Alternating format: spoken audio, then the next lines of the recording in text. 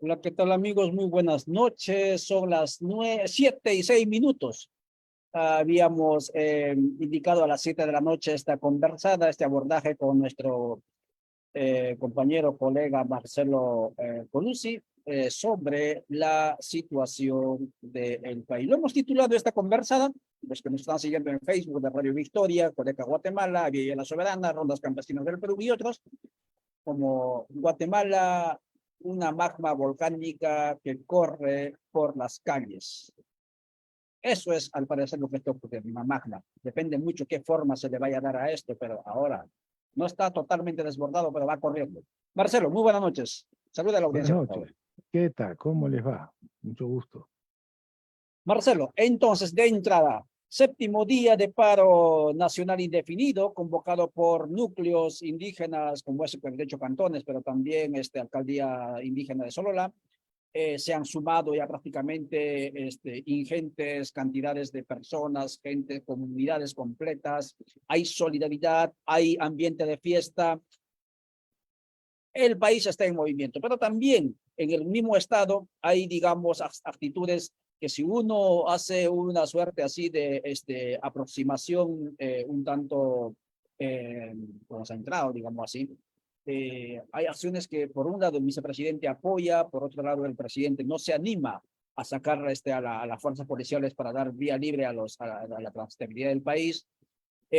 Cámara, por lo menos el CACIP, ¿no? Se declara que sí tienen que levantarse. O sea, al parecer también la misma élite está allí en contradicción. ¿Cómo hemos llegado a esta situación, Marcelo? Adelante. Bueno, tal como lo decís, es una situación bien compleja y hay algo bien interesante, que es esto de un magma volcánico que ahí está creciendo, calentándose cada vez más y no sabemos bien por dónde va a seguir corriendo. Esto es lo que abre un escenario interesante, interesante para el campo popular, ¿no es cierto?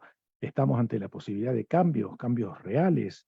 Bueno, veamos, ¿no es cierto? Veamos y hagamos algo para que esto se encauce de una determinada manera. La situación es bien compleja. A ver, Guatemala ya sabemos, pero para hacer un planteamiento mínimo, para contextualizar, incluso para gente que tal vez nos escucha fuera de Guatemala y no conoce exactamente la situación. Guatemala ya hace 40 años, casi 40 años que volvió a la democracia, o a esto que llamamos democracia, ¿no? Democracia representativa.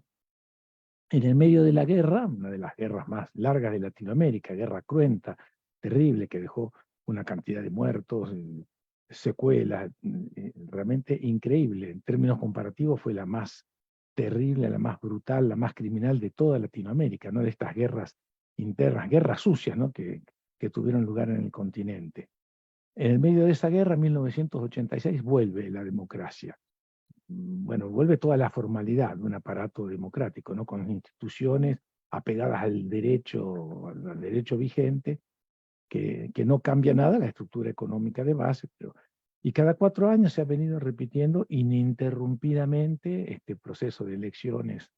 En realidad, bienvenida a la democracia, por supuesto, no estamos saludando a las dictaduras, a regímenes autoritarios, no, no, claro.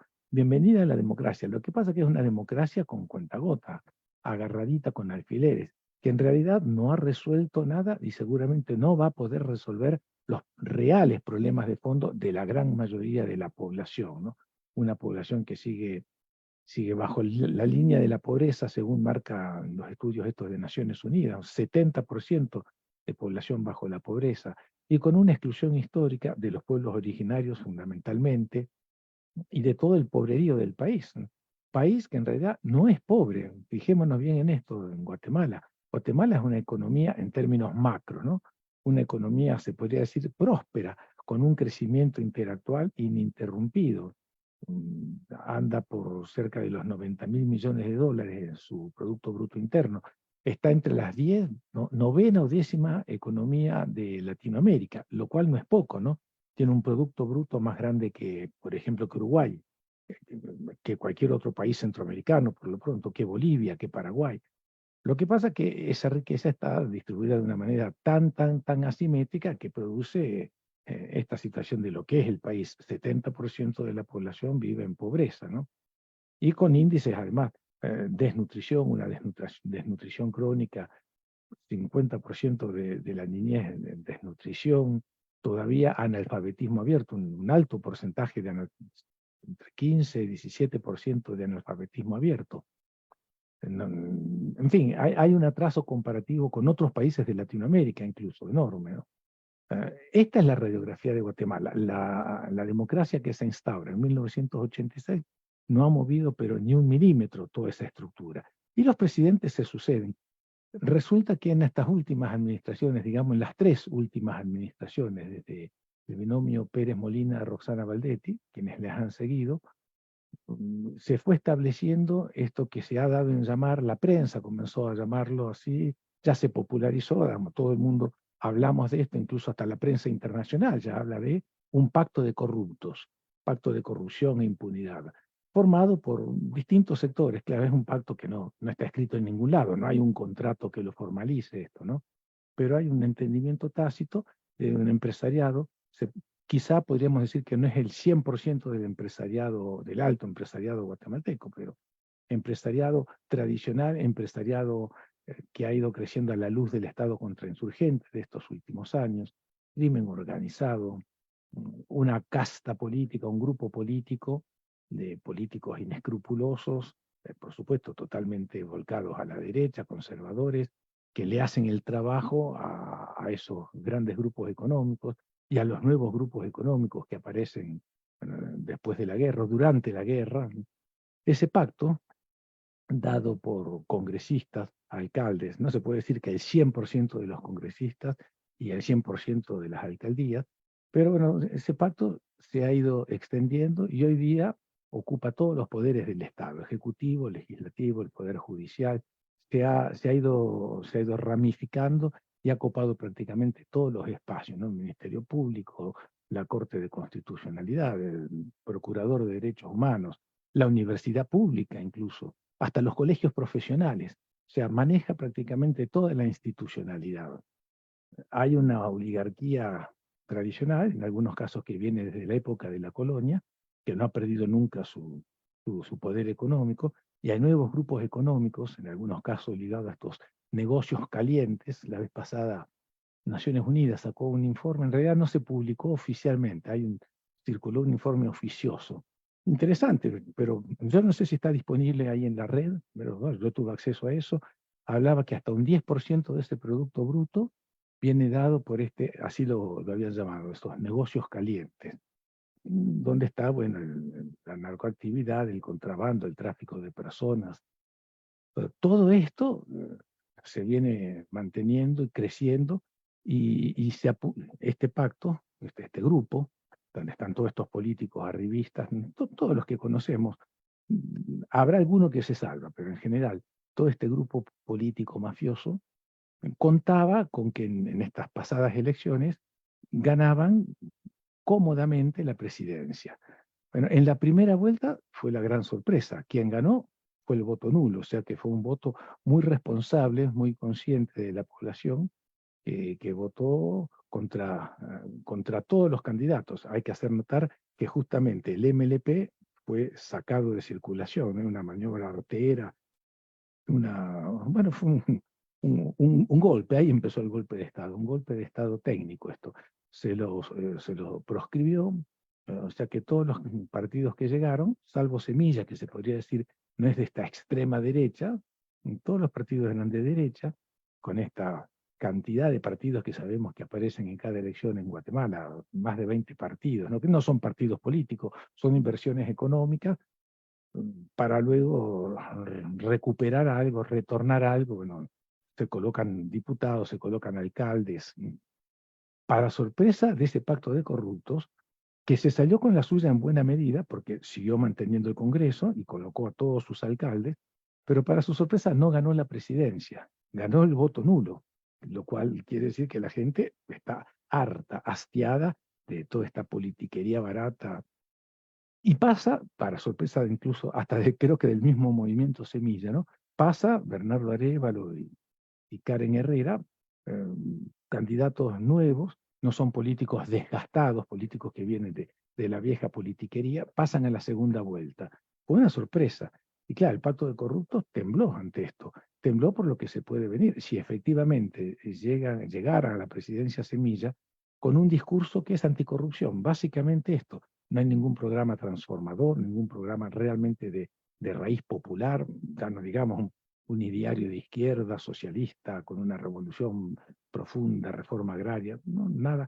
Incluso el mismo Semilla se ha encargado de decirlo bien claramente, ¿no? Como para que no quedara ninguna duda. La derecha trató de desacreditarlo en todo momento, ¿no? Vamos a hacer una Cuba, una Venezuela, en fin, todas estas cosas que se han dicho. De todo modo, la población no se dejó amedrentar por ese miedo que se trató de infundir, que se va a destruir el ejército, que se van a legalizar las drogas, que se va a legalizar el matrimonio gay. La población votó y ganó por una amplia mayoría, 20% más que su contrincante para el caso Sandra Torres, ¿no? Finalmente una representante de ese pacto de corruptos. Gana Semilla. Y acá viene la cuestión, de la recomposición de este pacto de corruptos, o la reacción inmediata fue empezar a hacer lo imposible para evitar que Arévalo llegue a la toma de posesión el próximo 14 de enero, ¿no? En 2024. O si llega, en todo caso, tenerlo totalmente condicionado. Bueno, por lo pronto, el Congreso lo sigue manejando esta derecha troglodita, tiene buena parte de las alcaldías y tiene los poderes de Estado, tiene el Poder Judicial, sí digo bien, el Poder Judicial, el sistema de justicia totalmente cooptado. Entonces, no está claro si Bernardo Arévalo y Karen Herrera pueden asumir ese 14 de enero. Y si pudieran, si llegan, van a estar muy condicionados, claro. Pero hay un elemento más todavía importantísimo. ¿Qué papel juega Estados Unidos en todo esto? Sabemos que en nuestros países, en todo el continente, en toda Latinoamérica, de México hasta la Patagonia, Estados Unidos ha sido y sigue siendo un actor clave, ¿no? Doctrina Monroe, la vieja doctrina Monroe, allá de principios del siglo XIX, 1820, por ahí, John Monroe dijo aquello de América para los americanos, aclarando que americanos del norte, ¿no? Contra Europa, ¿no? Que todavía seguía intentando sentar sus reales acá, más que nada el capital británico, el capital francés, América para Washington, para Estados Unidos, que ya empezaba a despuntar como una gran potencia. Pasaron 200 años y eso se mantiene, ¿no? Latinoamérica sigue siendo vista como el patio trasero de Estados Unidos, por eso tiene más de 70 bases de alta tecnología controlando Latinoamérica, de donde saca recursos, claro, muchísimos recursos, invierte, consigue mano de obra barata ya para el propio territorio estadounidense. Seguimos siendo todavía un virtual protectorado. Toda Latinoamérica, Centroamérica más aún. Centroamérica ha quedado, bueno, siendo la región más empobrecida del continente, y lo que decíamos de Guatemala, Guatemala no es un país pobre, pero en la forma en que se ha repartido, se sigue repartiendo la riqueza, tiene estos índices realmente alarmantes, ¿no? Guatemala está entre uno de los países siempre en estas mediciones que hace Naciones Unidas, sale como uno de los países, 5, 8 países con la mayor distancia entre la clase más pudiente y contra la gran mayoría de bajos ingresos, ¿no? La distancia es enorme. O sea, no hay una clase media que amortigua eso. Y por supuesto, los pueblos originarios son los que llevan la peor parte, históricamente excluidos, ninguneados, reprimidos. Ahora pasa algo interesante. El Pacto de Corruptos ha salido a hacer lo imposible. De momento lo está vehiculizando a través del Ministerio Público, inventando artilugios para detener la llegada de Arévalo al poder. Veamos hasta dónde llega esto, qué mentiras, qué manipulaciones puede haber, qué forzamiento de la Constitución, porque finalmente es eso, es un virtual golpe de Estado esto. Veamos hasta dónde. Pero decía, entra Estados Unidos a tallar acá. El movimiento Semilla, que insisto, no es un movimiento claramente de izquierda, un movimiento progresista, diría que socialdemócrata muy tibiamente, ¿no? Es un derivado de las movilizaciones del 2015, movilizaciones que en realidad no pasaron de ser movilizaciones urbanas, clase medieras y anticorrupción. Pelear contra la corrupción está muy bien, por supuesto, la corrupción es un cáncer que corroe, inclusive Fidel Castro lo dijo, lo que va a hacer caer la revolución socialista en Cuba no son las armas del imperialismo yanqui, sino la propia corrupción nuestra de cubanos, si no la corregimos. Claro que la corrupción es deleznable, por supuesto, pero no está ahí realmente la causa final de las penurias de la población guatemalteca, ¿no? Que unos cuantos diputados o alcaldes o funcionarios públicos venales roben presupuesto, se queden con los vueltos, es terrible, claro, pero no, insisto, no está ahí la causa está en la forma en que se distribuye la riqueza, ¿no? Salió hace poco un informe de bancos suizos, para nada sospechosos de comunistas, en absoluto, y decía, por ahí están los datos, se consiguen en la red, menos del 1%, para ser preciso el 0,001, la 10.000ª parte del país. Parece increíble, ¿no? Ese pequeñísimo grupo concentra alrededor del 60% de la riqueza nacional, entre tierras, capacidad industrial instalada, banca. O sea que unos pocos grupos oligopólicos, grupos ligados a la agroexportación, grupos que manejan todo, la banca, en fin, la poca industria que hay, los servicios, esos pocos grupos manejan prácticamente el país, con la connivencia de la embajada. Como decíamos hace un rato, ¿no es cierto? Washington sigue estando muy atento a lo que pasa en Latinoamérica porque sigue siendo su recambio, más aún en este nuevo tablero internacional que se está delineando ahora, con dos potencias que están marcando, bueno, aparentemente un nuevo escenario mundial. China, la crecida económicamente China, ya una superpotencia económica que le disputa de igual a igual la supremacía de Estados Unidos, económica, potencia científico-técnica, y la renacida Rusia, Federación Rusa, que luego del colapso de la Unión Soviética vuelve a ser un hiperpoder político-militar, ¿cierto? Que se le enfrenta de igual a igual, incluso parece ser que en términos de armamentos estratégicos, superando ya a Estados Unidos. Ante la posibilidad de China y Rusia presentes acá en Latinoamérica, Estados Unidos guarda esto como su reaseguro fundamental, ¿no? Este es su patio trasero, esto que nadie se atreva a tocarlo. Por eso cada vez más bases, más militarización, y controlan al milímetro lo que pasa en cada país. El movimiento Semilla ha ido a buscar, Bernardo Arévalo, ha ido a buscar apoyo a Washington. Esto muestra tal vez bueno, el límite ideológico de Semilla, ¿cierto? Es un grupo más o menos siguiendo esas movilizaciones del 2015, puede proponer un gobierno decente, no más, lo cual ya es importante al lado de lo que estamos viendo hoy día, de este pacto mafioso que se mueve con carácter totalmente delincuencial, ¿no? Si nos asombraba cuando Roxana Valdetti dijo aquello de con el agua bendita, es el agua mágica que iban a tirar en el lago de Amatitlán, diciendo que en poco tiempo íbamos a poder comer pescado de ese lago. Fue indignante eso. Eso que parece un juego de niño al lado de todos los robos y los negociados que hemos seguido viendo, ¿no? Pues el pacto de corrupto realmente es un pacto mafioso, un pacto casi gangsteril, que se permite hacer cualquier cosa. Veamos entonces ahora cómo sigue esto. Lo que pasa es que acá tenemos un juego confuso, ¿no es cierto? Semilla está recibiendo el apoyo de algún sector del alto empresariado guatemalteco y de Washington. Y si Washington apoya, ya sabemos lo que eso puede deparar para las grandes mayorías populares, ¿no?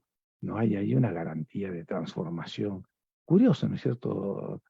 Al padre de Bernardo Arévalo, Juan José Arévalo, bueno, no a él directamente, pero el proceso iniciado por él, lo terminaron con un golpe, un terrible, cruento, sangriento golpe de Estado en 1954, la primera intervención de la CIA en territorio americano.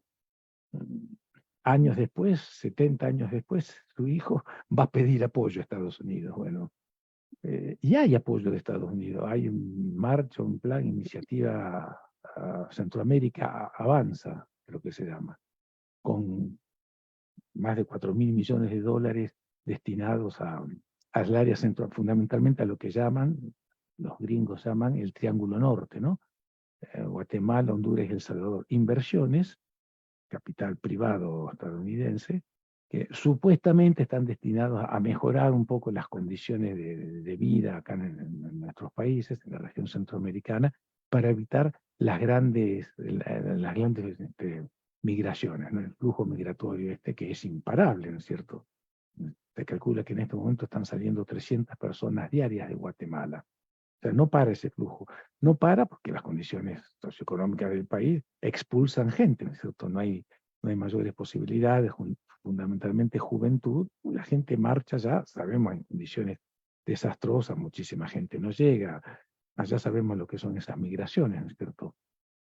Pero muchos sí llegan y mandan dólares, mandan remesas, y eso es siempre una válvula que descomprime un poco la situación tan terrible de las masas populares. Nos llega, y no es poca cosa, según los últimos informes de quienes trabajan estos temas migratorios y demás, OIM, ACNUR, más o menos un 15%, quizá más, del Producto Bruto de Guatemala viene dado por esas remesas.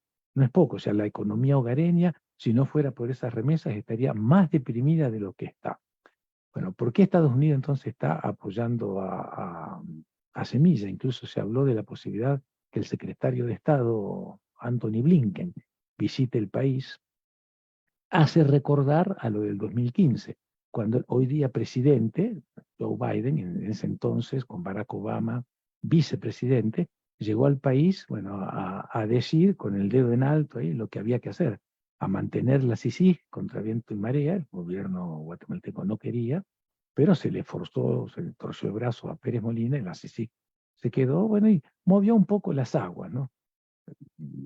La lucha contra la corrupción, más allá de todo ese show mediático que se montó, está muy bien, claro, pero eso no es lo que la gente necesita. Y ahora la población se ha movilizado, ya sabemos, ¿no es cierto? Está el país que arde, séptimo día de paro, y se han ido sumando otros sectores. Acá está lo interesante, ¿no? Empezó que a partir de los 48 cantones allá de Totonicapán, se fueron sumando otros grupos de pueblos originarios, movimiento indígena, obrerío urbano, gente espontáneamente de la ciudad, de la capital y de las distintas ciudades, ¿no? De los departamentos, estudiantado, incluso hasta las universidades privadas, ¿no? Universidades como la del Valle, la Landívar, que no tienen precisamente una característica de ser universidades contestatarias, mucho menos de izquierda, ¿no? Con un alumnado que no es precisamente de izquierda, que han sumado, bueno, y esto sigue, ¿no es cierto? Está medio país paralizado. Y ya para la alta empresa acá de Guatemala, esto es una luz roja que se ha prendido, ¿no? Porque, como siempre saben decir, el país está perdiendo no sé cuánto, 1.000 millones de quetzales por día, no hay paso, bueno, para la entrega de productos, por el combustible, la exportación de los productos que exporta Guatemala. Todo lo cual puede ser cierto, pero no sé si los pierde el país, lo pierde la empresa. Nosotros, la gran masa popular, el pobrerío, estamos igual que siempre, o en todo caso estamos movilizados ahora, y ese es el magma volcánico que comentaba, ¿no? Hay una cosa explosiva. Yo creo, te lo digo a título totalmente personal, es una reflexión mía, pero creo que más de alguno va a coincidir con esto. Hoy día se está pidiendo claramente la cabeza de la fiscal y sus ayudantes, sus manos derechas, ¿no es cierto? El fiscal de la FESI, un juez. Está bien, son el chivo expiatorio finalmente, ¿no? Bueno, siempre hay un chivo expiatorio, ¿no? Se pide la cabeza de eso, pero esta cosa generalizada que se está dando en la población muestra una bronca reconcentrada, histórica, que hoy día está estallando, de momento, poniendo el énfasis en, bueno, en la renuncia la puntita del iceberg que se ve ahí, la de la fiscal general. Ujú. Pero habla de la bronca acumulada, ¿no? Que es centenaria esto, ¿no? La exclusión histórica de los pueblos originarios en principio, y del pobrerío de Guatemala, los ladinos pobres, los criollos pobres, los pobres urbanos, ¿no? La falta de servicios públicos, un Estado que nunca está a la altura de las circunstancias, un estado que no brinda los servicios básicos. Esto es así, ¿no? Salud, educación, infraestructura básica, vivienda, son déficits déficits crónicos del país, ¿no? Y cuando la gente protesta, represión, ¿no? El miedo que sigue habiendo históricamente, ¿no? Después de la guerra, bueno, parece que la gente ha perdido el miedo y ahora sale a manifestar abiertamente, ¿no? Se ve que algo está pasando, ¿no? Mientras en otros países la gente manipulada, confundida, como siempre, ¿no?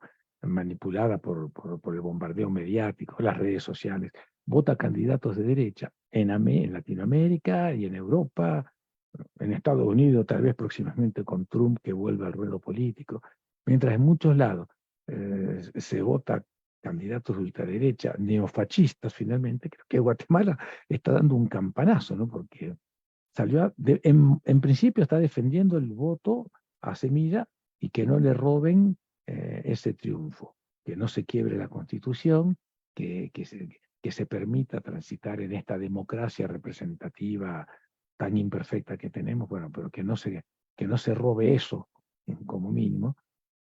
Y hay una movilización real, ¿no es cierto? Que a dónde puede llegar, no sabemos, ¿cierto? Lo que pasa es que no hay... Marcelo, Sí, te sí, interrumpo. te escucho. Antes de que entres a ese tema, hay varios hilos que vas dejando allí y más de uno de la audiencia se pregunta y se le gustaría de repente profundizar allí.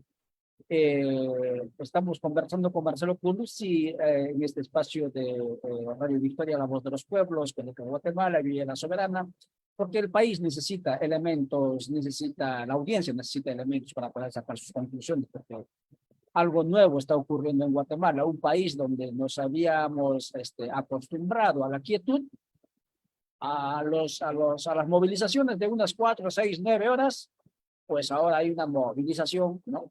De 7 meses. En lo último que decías, no hay en esto de semilla, de que semilla con este viento, digamos, con este aire, ¿no? De progresismo, etcétera, que se pone allí en la opción, ¿no? Y ha sido votado y todo lo demás.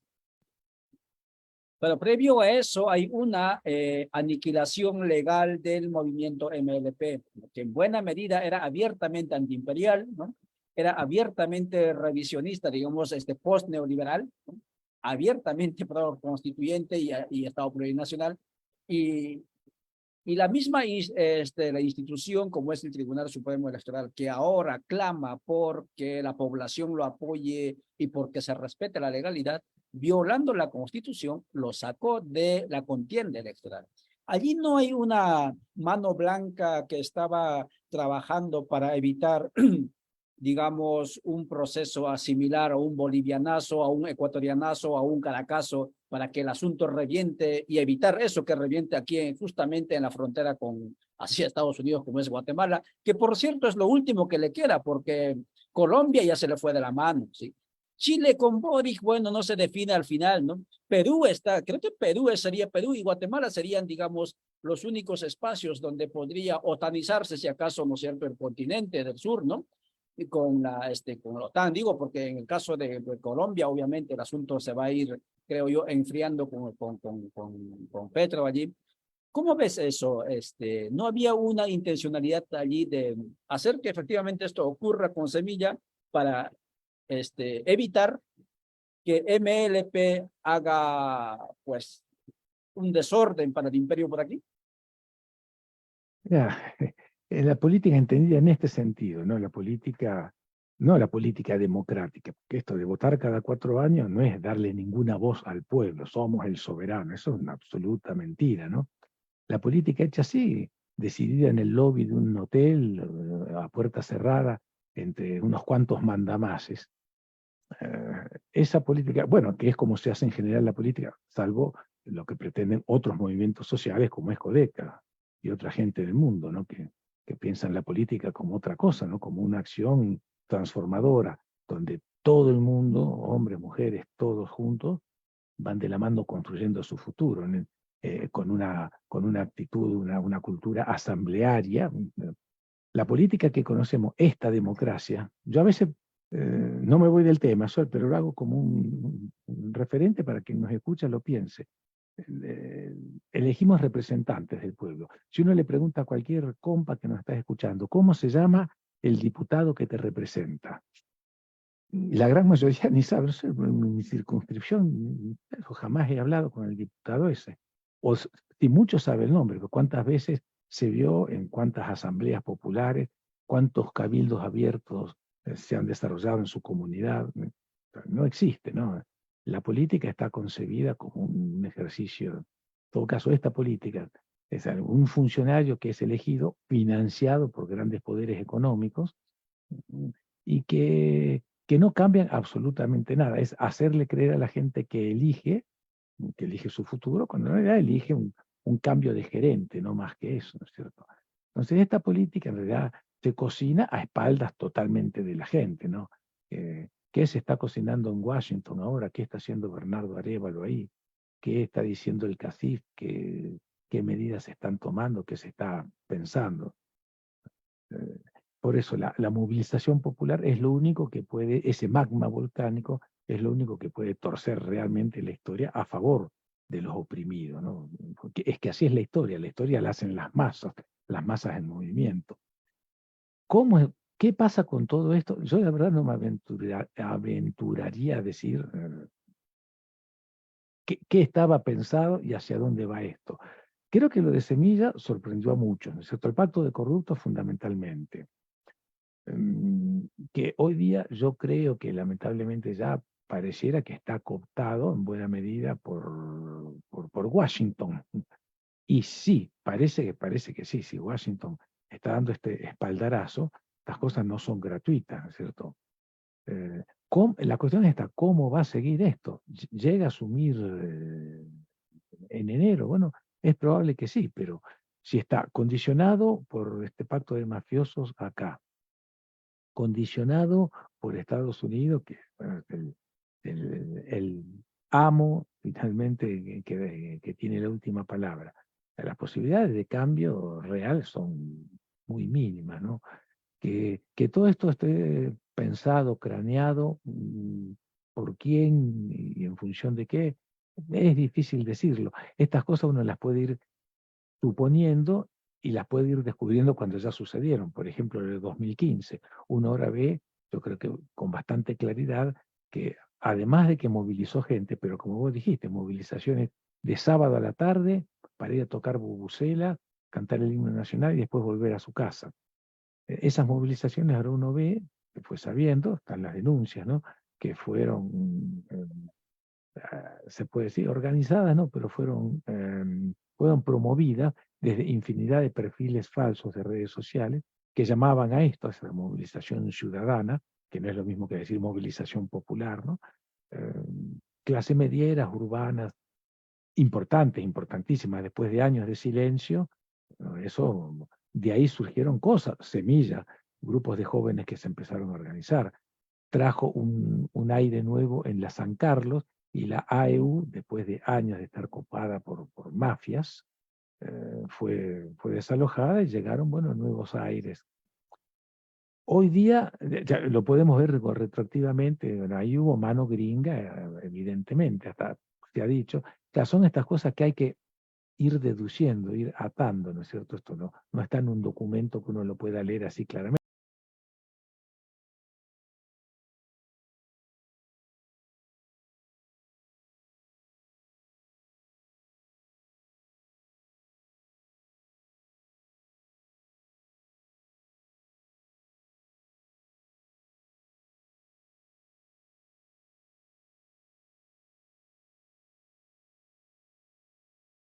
Corrupción. Eh, Alguien dijo una vez, en el medio de las manifestaciones del 2015, el hijo de Pérez Molina, por aquel entonces el alcalde de Misco, Otto Pérez Leal, ¿no? Se paseaba ahí con un Ferrari de $500,000. Alguien dijo, pero ¿qué le pasa a este con nuestro dinero ahí, con un carro de estos de lujo? Parece el hijo de un jeque árabe. ¿Con esto qué quiero decir?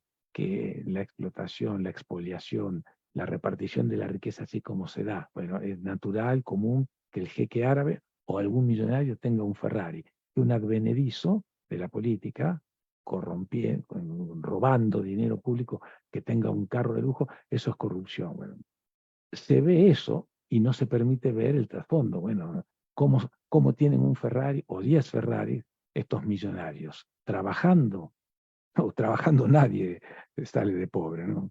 Entonces, la lucha contra la corrupción hasta puede haber sido una buena cortina de humo, pero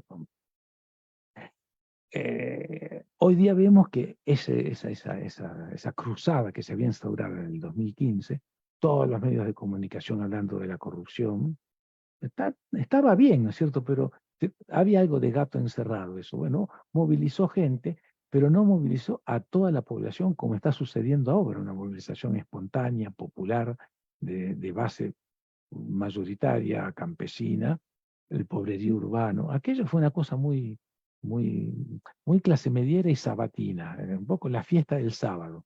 Y ahí terminó, y no hubo ninguna cosa. Salió Pérez Molina, bueno, esto sirvió para poner en marcha estos planes, estas operaciones psicológicas masivas. Lo mismo se hizo en Brasil, lo mismo se hizo en Argentina.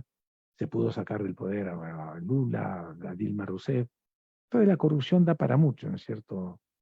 Sirve para criminalizar, para judicializar la política. Lo mismo se hizo con Cristina Fernández en Argentina. Se dice que Guatemala es el laboratorio por excelencia de estos planes sociales.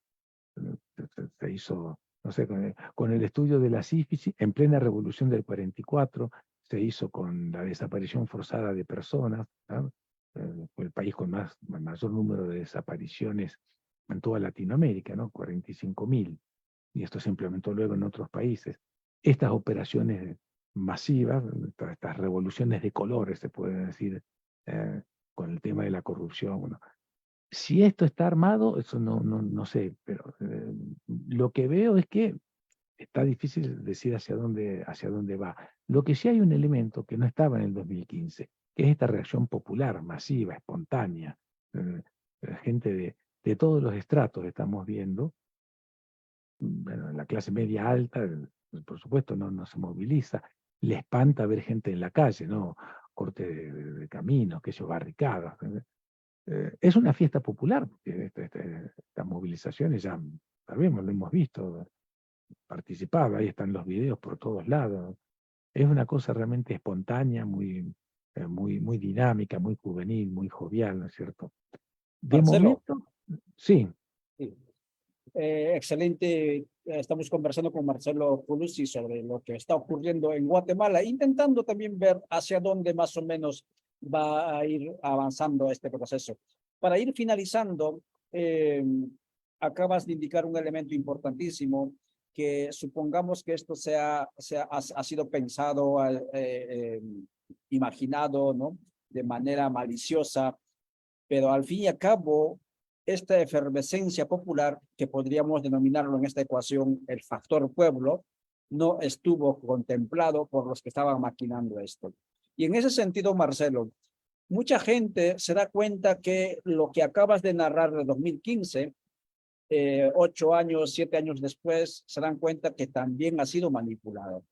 Ahora bien, hay mucha gente entonces considerando eso, dice, ¿por qué no animarnos a ir más allá de la renuncia ya?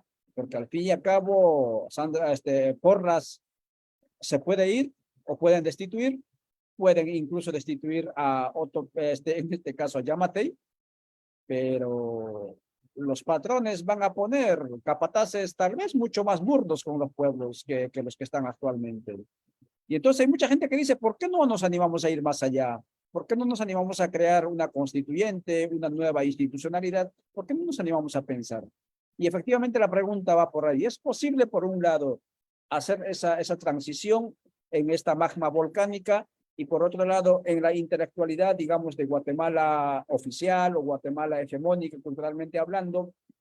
¿Por qué no se hace esa transición hacia, después de la destituyente? Ya lo hemos ensayado en el 2015, avancemos ahora hacia la constituyente. ¿Cómo lo ves? Claro, que es posible, es posible. Años atrás, décadas atrás, ¿no? En situaciones así convulsas como esta, se hablaba de situaciones prerevolucionarias. que faltaba un empujoncito para transformar eso en una revolución social. Pero no sé si hoy día estamos exactamente ahí. Lo que pasa que, ¿no? Bueno, Codeca es sin duda la fuerza popular más organizada, con mayor base, con un proyecto sólido, ¿cierto? Creo que Semilla no tenía un proyecto sólido. A ver, la lucha contra la corrupción, pero no tenía ni cuadros preparados para todo esto, ¿no? Para asumir una presidencia. Eh, Pasa que falta todavía, me parece, una conducción clara, masiva, ¿no? Pero bueno, habrá que ir haciéndolo ahora, sobre la marcha, en este momento, ¿no? Que la gente me parece que es así, ¿no? Cuando la gente sale a manifestar y hay tanta ganas de participar, de momento no hay una bronca así que se exprese con, qué sé yo, con actos de violencia, y esperemos que eso no pase. Cuidado con eso, porque este movimiento popular puede ser infiltrado, como pasa muchas veces, como se hizo en el 2020, cuando hubo también algunas manifestaciones. Hay infiltrados que queman una camioneta, pasó creo que bueno, en fin, estas cosas, incendian el Congreso, se muestra una cosa satánica que da lugar a la represión policial de pronto, ¿no? Pero esta furia popular, muy linda, muy alegre, habla no solo del cansancio contra esa mujer que es la tal Consuelo Porras, una persona casi desconocida que recién ahora tomó estado público un par de años atrás. Ujú. Se la conoce muy poco. Se ve esto que es un títere de los poderes. Creo que la bronca está en todo esto que recién decíamos, ¿no? En este malestar crónico que se viene arrastrando desde que se fundó la República. Si uno quiere, desde el 54 con la intervención gringa en adelante, ¿no? Una población que está apachada, pisoteada, empobrecida, que hoy día tiene como bueno, es la salida que más se busca, irse a Estados Unidos de mojado, ¿no? Una población que no encuentra canales para expresarse, ¿no? Eh, bueno, hay una bronca fabulosa y claro, a ver cómo se puede trabajar eso, ¿no? Para llegar a alguna medida un poco más radical, que vaya más allá de la renuncia de un funcionario, dos o tres, ¿no es cierto? Pérez Molina se lo destituyó, Tana Valdetti. Siguió todo exactamente igual o peor, ¿no? Incluso palabras de Pérez Molina, no estoy defendiéndolo, ¿no? Pero fue hasta incluso muy claro en lo que dijo. Me meten preso a mí, la línea 1, y la línea 2, ¿para cuándo? Bueno, ahí es donde tenemos que ver, ¿no es cierto? Estos son finalmente los chivos expiatorios, ¿no? Consuelo Porras, Curruchiche, Fede Orellana, etcétera, Cintia Monterroso. Son operadores, no son los que deciden el destino del país, por supuesto que no. Ujú. Si podemos ir más allá, es la apuesta. Creo que todas las fuerzas que se dicen progresistas, lo que hay, pasa que URNG como fuerza de izquierda está prácticamente desaparecida, ¿no? Desde después de la firma de la paz, su perfil ha ido bajando, su presencia popular, su presencia en las comunidades ha ido cada vez más para atrás, ya dejó de ser un partido político con representación en el Congreso. WINAC, bueno, corre la misma suerte. Bueno, Codeca pero que por eso Codeca sigue siendo la organización más atacada, y legalizan a su brazo político. Sigue habiendo un conteo semanal, quincenal de activistas de Codeca, bueno, acosados, muertos, silenciados, encarcelados, cosa que la prensa comercial no dice, ¿no es cierto? Un movimiento popular, cuando protesta, reivindica sus territorios ancestrales, protesta contra el extractivismo, es silenciado a los palazos o a los balazos, ¿no? Claro, ¿por qué la gente no se atreve? Creo que la gente en este momento está, no sé si decir en una situación prerevolucionaria, podemos pensar en un cambio radical acá. No sé si están dadas las condiciones, ¿no es cierto? En Guatemala, creo que no. Eso. Pero sí, bueno, pedir esto, ir hacia la refundación de un Estado, ¿sí? son cosas bien complicadas, bien difíciles, porque acá no hay que olvidarse que quien sigue detentando el poder sigue siendo el empresariado, el que maneja ese menos de 1%, sigue manejando el grueso de la economía. Y eso no se suelta porque sí, fácilmente, ¿no? ¿Cómo negociar eso? ¿Cómo negociar de igual a igual con esos poderes? Y quien tiene el visto bueno final sigue siendo la embajada, ¿no? Porque, bueno, se ha dicho que la frontera sur de Estados Unidos ya no está en el Río Bravo, límite con México, sino se ha corrido acá justamente esto que Washington llama el Triángulo Norte, ¿no? Acá Guatemala, Salvador y Honduras, porque, bueno, acá tiene que estar la frontera que amortigue el paso de los flujos migratorios, la narcoactividad. Doble discurso, además, ¿no es cierto? Porque Estados Unidos sigue necesitando mano de obra barata, ilegal, a la que puede explotar de una manera inmisericordia, como pasa con toda la población latina que va a parar allá, ¿no? Y sigue necesitando la droga, ¿no? Porque es un gran negocio, tiene un doble objetivo, ¿no? Es un mecanismo de control social. La droga, ya sabemos, Operación Caos de la CIA, 1960. A partir de ahí, la droga sirve para mantener bajo control los grupos, la población afroamericana, la juventud, el movimiento hippie en su momento, ¿no? La droga se necesita, la ponen, porque el negocio este de la droga en todo el mundo es una forma de adormecer, ¿no es cierto? La guerra del opio de China del siglo XIX, la tenemos presente en todo el mundo hoy, tal vez mediatizada de otra manera. Y es un negocio enorme, uno de los grandes negocios, ¿no? Que mueve cantidades increíbles, como el petróleo, no tanto como las armas, ¿no? Por eso la frontera sur la ponen acá. Estados Unidos sigue al dedillo, viendo con una lupa, viéndonos desde los satélites, ¿no? Lo que sucede acá. Pero bueno, seamos irreverentes y pensemos que sí, se puede construir algo alternativo, ¿no? No están dadas las mejores condiciones, pero bueno, como dijo Neruda, no podrán cortar todas las flores, pero no detendrán la primavera. O sea que pensemos que la primavera es posible, ¿no? Habrá que seguir organizando, movilizando, impulsando esta alegría popular, esta bronca popular hacia algo más que destituir a una funcionaria. Se va fulano, viene mengano. Ya sabemos cómo es esto, ¿no? Es un reto que tenemos ahí, ¿no es cierto? Muy bien. Es una puerta abierta. Muy bien, muchas gracias. Es Marcelo Colucci en el espacio que hemos titulado Guatemala, una magma volcánica que corre por las calles.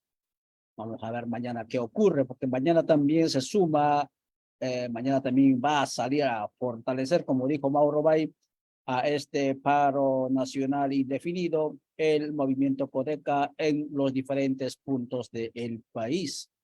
Y nosotros seguramente a las 8 de la mañana estaremos en nuestra rotativa informativa Guatemala Plurinacional GT desde el Voces de los Territorios, y a las 9 estaremos con nuestro programa La Semana que tenemos de reflexiones a Viela Plurinacional con miras al 12 de octubre que tenemos pensado. Pero a las 8 de la mañana todos los días vamos a estar con la rotativa informativa mostrándoles lo que ocurre en todo el país.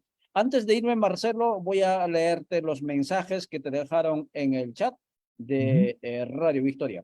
Voy a ingresar por allí. Dice Susana Tzok, en Guatemala urge Asamblea Constituyente Popular Plurinacional para el buen vivir de los pueblos. Dice Isaías Shock, pilas, dice. Después ahí están debatiendo otro tema. Marta Araceli Ordóñez, ella es nuestra corresponsal en Totonicapán. Ella dice, en las calles se escucha la voz y el clamor del pueblo, dice ella. ¿Qué más dicen? Hay otro mensaje, dice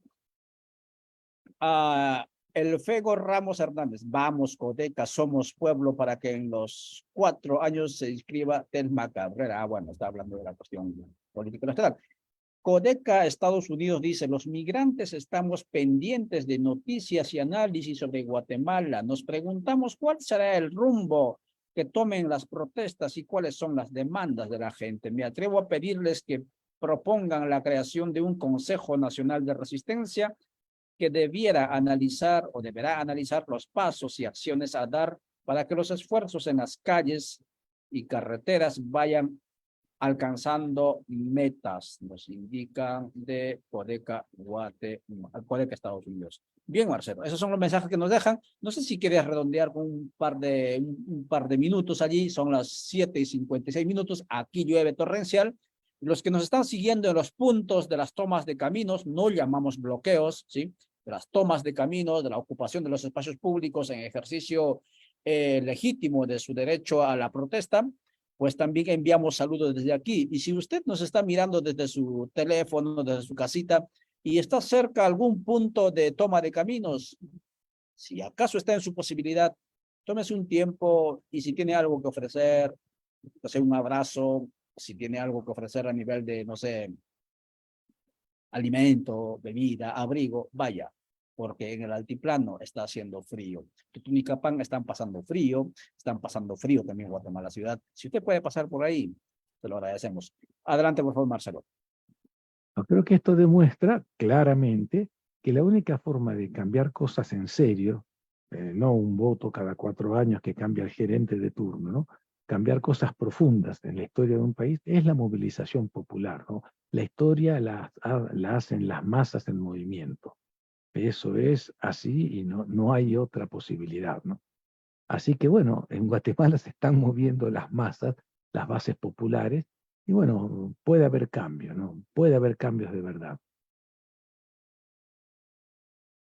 Muchísimas gracias, Marcelo. Gracias por estar siempre con nosotros cada vez que necesitamos reflexionar con usted. Está usted siempre anuente allí disponible y por eso agradecemos profundamente a nombre personal y a nombre también de nuestra audiencia. Gracias, amigas y amigos, por seguirnos y por mover este contenido. Este ha sido un contenido producido por el espacio Radio Victoria, la voz de los pueblos. Mañana a las 8 de la mañana estaremos con la rotativa informativa Guatemala Plurinacional. Hasta entonces, buenas noches.